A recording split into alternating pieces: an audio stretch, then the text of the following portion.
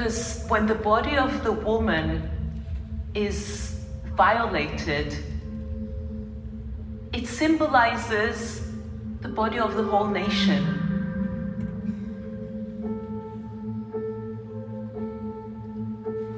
While I was in Gaza, I was chained for 3 weeks. I was kept in a really dark room without being able to move. And whenever I needed to go and use the bathroom, I needed to ask for permission.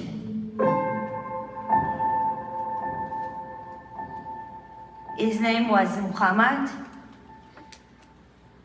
He used to sit on the bed in front of me, wearing his shorts,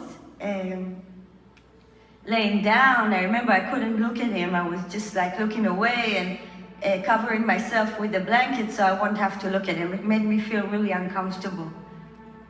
He also kept asking me, do I like sex? Do I have sex with my boyfriend? And whenever he talked about it, I just like giggled and say, oh, come on, stop, trying to change the subject. I knew that he's up to something. I knew that something bad is gonna happen. אחד מהמחבלים כל הזמן היה אומר לי,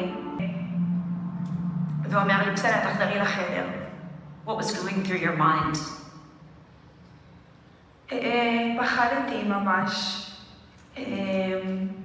כל הזמן פחדתי. היו כל כך הרבה רגעים שזה היה כמעט יותר. פשוט הגוף שלך הוא פתוח לכלל. אין לאן לברוח. וגם אם יאנסו אותי או שיקרה לי הידיים פה. הקלות שבה הם עושים את זה.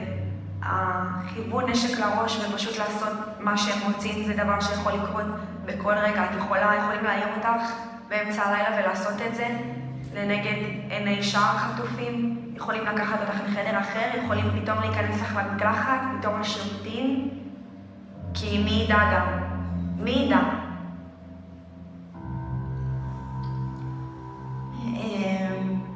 So one day, Muhammad came and gave me women's sanitary pads. He said, damn, when you get your period, after that, you'll take a shower and you'll wash your clothes. And he kept repeating that every couple of times a day. Something is about to happen. And the period was just for one day, but I fooled him to think that the period is continuing. So I remember going to the toilet, folding the pads really tight so he won't see that there's no blood. So I did it for about a week until I could not lie anymore. And he said, oh, come on, go take a shower. I told him, no, I don't want to. The water is cold. I don't want to take a shower. Please, I don't want to take a shower. And he said, no, don't worry. He untied me and took me to the kitchen and showed me a pot sitting on the stove. I remember thinking, Amit, now is the moment. What you thought about is going to happen. I bent down in the bathtub like this so I could cover myself up, taking the warm water from the pot and put it in over my head. And for 1 second, I completely forgot about everything. I just really enjoyed the warm water on my face. And then I remember hearing him saying, quickly, Amit, quickly. And then I remember I turned around. He was standing with his gun, and the gun was pointed out at me, and he was huffing and breathing heavily, and he had a face like a monster, like a beast, like this.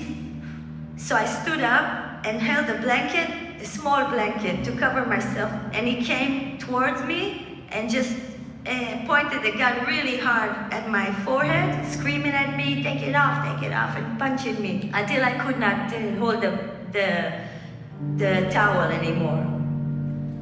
And he started touching me, and I resisted, and then he dragged me to the bedroom.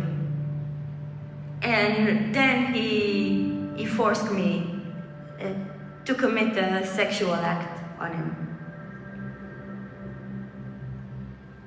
And I remember the entire time I was like thinking, Amit, okay, you know it's gonna happen. It's really happening.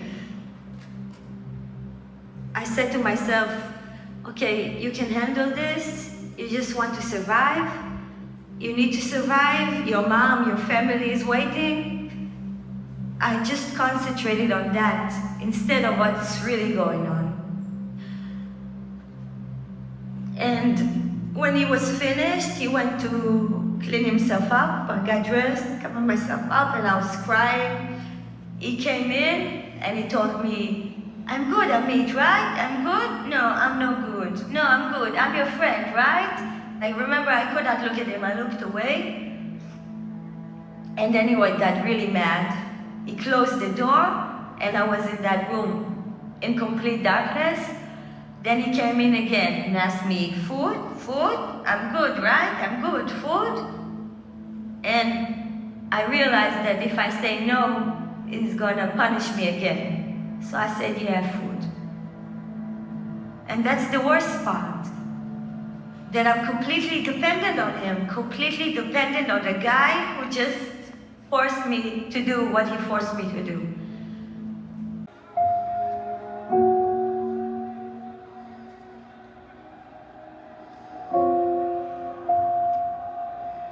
When you start hearing the stories, starting from psychological abuse, layer on top of that physical abuse, and that could be beating, and that could be branding, and Branding? What do you mean? What's branding? Branding is marking someone by burning a pattern, so they would be marked. And I got medication to sedate them. Some of the women were very concerned as to what happened when they got those medications. They didn't know. Do you have reason to believe that the hostages left behind faced even more sexual abuse? When I think of the people that are there for over 100 days, I'm scared of what we're gonna meet. We're ready for the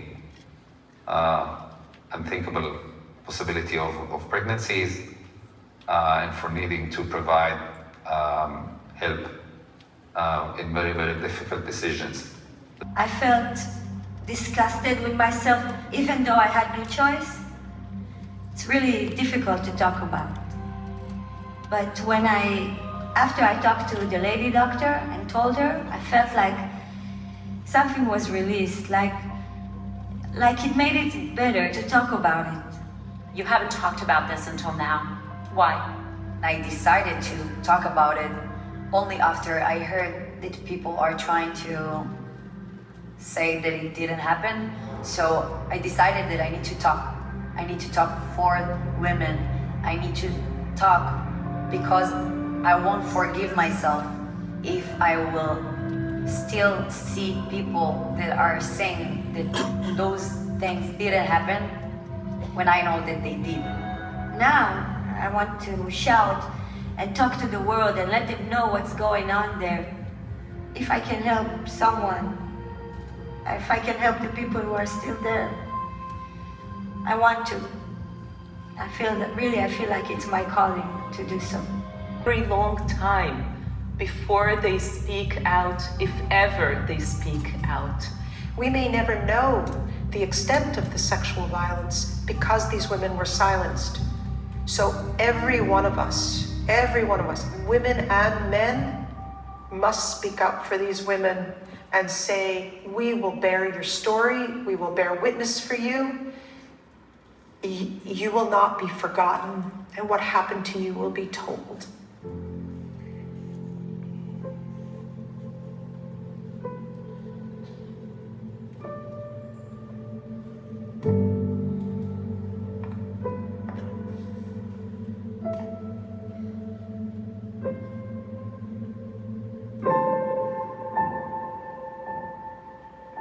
Maybe everything I've done has led to this moment.